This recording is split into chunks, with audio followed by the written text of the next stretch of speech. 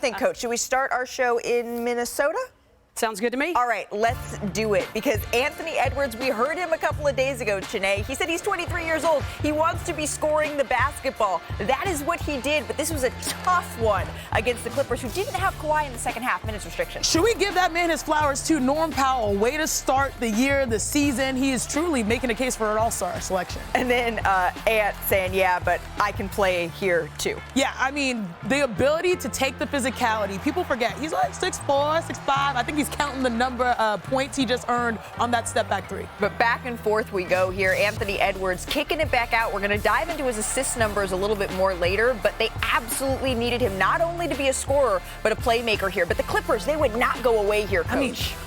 Hey, they're not going anywhere. They got something to prove, and I think playing a team like Minnesota, at Minnesota, it's a great time to do some proving, but it was not them that did that. I mean, Derrick Jones Jr., 7-foot wingspan here, but Anthony Edwards sizing him up, likes what he sees, nails the three-pointer. Look, we all know this was his point of emphasis entering the season. I want to be a sniper from three, but now we're starting to see his balance, especially when you see double teams. It doesn't matter. When he's made one, he sees the basket is like a hula hoop. And then he's getting the crowd into it. He says, I'm going to be here. Don't worry about it. I'm going to be here. But he wasn't done talking there. Take a listen to Anthony Edwards.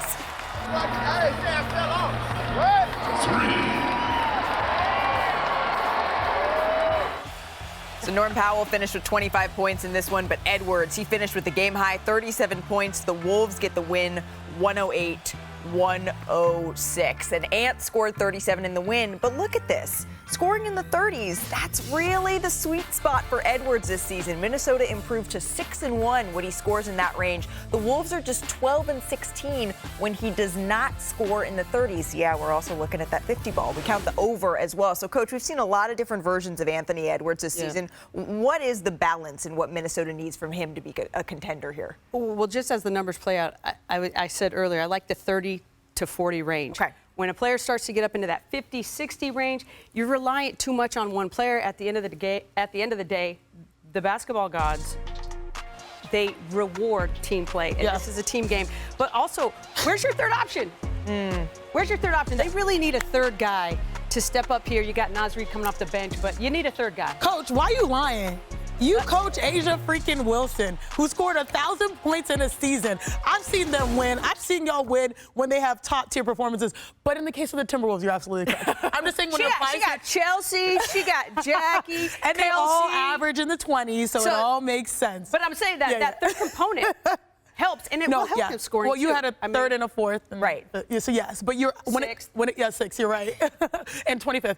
But you're right when it comes to the T-Wolves. They need more balance because they haven't had those all-stars on the perimeter to emerge, especially offensively, if we're going to compare to your team. It's amazing to watch Anthony Edwards, a name that we didn't say Julius Randle in this. He wasn't a closer for this game in the Minnesota Timberwolves. It just really wasn't his night, and so they went with Naz Reid in this one. How can Anthony Edwards maybe get his opponents, or his teammates rather, a little bit more involved? Yeah, what's really interesting is you look at that 53-point game, he only had this many assists. He only had 2. Then he finishes with, 37, and he has 8 assists. Yeah. That is the range that we're talking about. But what I love is that he complained, y'all, I'm seeing double teams, I'm seeing triple teams. Here's a perfect example. He attacks, and there's defense on the baseline and on the sideline. What does he do? He's patient, he probes, and he finds his big man. I love it. Rudy Gobert, this is the best way he can be effective, sealing the backside, because either you finish at the rim or there's a corner shooter that they have to stumble out to try to close out to. So that's a win-win possession. But then also on this one, he has the vision. He sees 2 guys in front of him. He's strong enough to power through, but instead he generates a wide open shot. So when you look at the numbers, this guy is capable of 50 pieces. He's capable of 40 pieces. But if he averages, as you mentioned, 30 and keeps those numbers of assists at a career high level around 7, 8, 9, the team is going to do better. Lastly, I'll say this. What I love about Ant, I actually heard Juju Watkins talk about this. I don't know if you guys heard that little soundbite where she said, in the first quarter, I survey, and then after that, it's barbecue chicken. It's the same idea for Ant Edwards. He started surveying. He got his teammates going. Then they're harder to defend when everyone is having a better game versus him having to shoulder the entire load. And I love that. And then he finishes with 8 assists on the night to go along with those 37 points. When you have a young player, though, Becky, who's saying publicly, and this is what we love about Anthony Edwards, is he says exactly what he means, but he says this isn't fun. This isn't how I want to play. So when you see him then back it up with a performance like this, what do you say to that player? Well, first of all, 500 isn't fun. There's bigger expectations than that. So losing isn't fun. So you could be getting all the numbers you want. If you're not losing, he's a competitor. He wants to win. I'll say this, the patience that she was talking about, you're going to need that. Like, you're getting those double teams. You got to remain true to the basketball gods, make the correct read. And as a coach, you become very uncomfortable with giving up dunks and layups and wide open threes. Now, his teammates got to come through for him. But when you're giving up those kind of looks, guess what, Ant? Your game gets real easy coming down the stretch, because now that willingness, you've weaponized your passing now. And now the sky's the limit. But they got to get that third piece that's up around 20 consistently. Right, and that's going to be their recipe for success. Victor Wembanyama and the Spurs starting a 4-game road trip in Chicago. And, you know, Wemby started it off playing a little chess, naturally, against Benny the Bull in those starting lineups. Then let's go ahead to the game here. Victor, he said, get that out of here. You should have said he had plenty of checkmate moments. That's one of them. There you go. He's the first player with 70-game block streak. Wow. And then, like, these passes, it's high flying as well. He would need a twin to be able to defend this. Like, that's the only person. Just put it up in the universe. Going ahead to the fourth quarter here, Zach LaVine, he hits the pull-up 3 here, Chicago within 1, and then under a minute to play, still a 1-point game. Kobe White, watch him here, drives right at Victor Wembanyama for the tough layup here. So the Bulls, they go up by 1. And Chiney, this brings us to our electric moment brought to you by Hyundai. 20 seconds left, the Bulls up 1. White here, this is on Victor Wembanyama's head. Look, hello, that man fears no one. Absolutely not. Here's what he said about that dunk after the game. I think if he would have came over just 1 second earlier, he probably would have blocked it. You know, I closed my eyes and it worked out. You know it's serious when the voice cracks, too. But what a slam there. Despite excitement from Spurs, they still have a chance here. Victor Wembanyama dancing. Guard. He is 7'5". Hadn't got to have that go down. Just wouldn't do it. White, he didn't have a chance to speak after that performance, though. Jalen Smith, he's got this. We just said get the ball to our All-Star, Kobe White. Make sure y'all go and vote for Kobe for All-Star 2025. And that was our game plan. We know once Kobe had the ball in his hand, he was going to take over and win. So, I mean, it ain't nothing to it. It ain't nothing to it. I think that's how we should do the rest of the show, Chiney. I think you should just be over your right shoulder. Over my shoulder. All right, let's keep it moving. Let's go coast to coast. We're off to Toronto. The Bucks, they got a much-needed win. Giannis had a triple-double despite needing 3 stitches in his pinky mid-game. Milwaukee is 4-5 since winning the cup, though. So, Chiney, how did they just shake off that post-game hangover? I have a story about how my finger crunched. I ran to the trainer and they unpopped it. But guess what? They've also unpacked the ability to shoot from 3. They shot 50% for 3, made 22. So it's been great. The versatility, Giannis triple-double, Dame showing up, perimeter scorers, like they're rounding into form, thankfully, after the NBA Cup. I'm glad you got uncrunched. All right, heading to Detroit. That's where Cade Cunningham and the Pistons are undefeated in 2025. And now they're 500 on the season. The last time they didn't have a losing streak, or a losing record, rather, this far into the year, Cade Cunningham was still in high school. So, Becky, is Detroit a playoff team this year? You know what? I believe they are. I think Cade Cunningham is becoming that dude. I like the pieces that they added. They added some real veteran leadership on that team. And so I like them going into it. I think the East is wide open for the most part. Okay, maybe the Celtics, maybe the New York Knicks, they have something to say about it, because the Knicks have been struggling a little bit as of late. They lost their last 2 games to the Thunder and the Bulls.